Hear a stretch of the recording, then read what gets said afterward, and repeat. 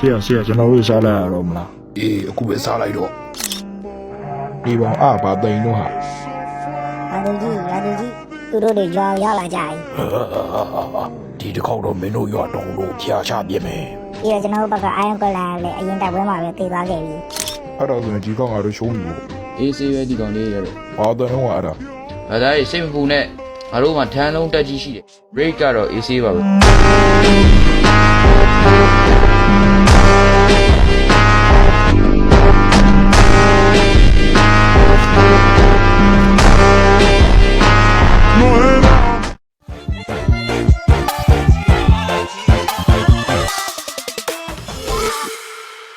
Come on, turn the radio on. It's Friday night, and I won't be long. Got it to my hair.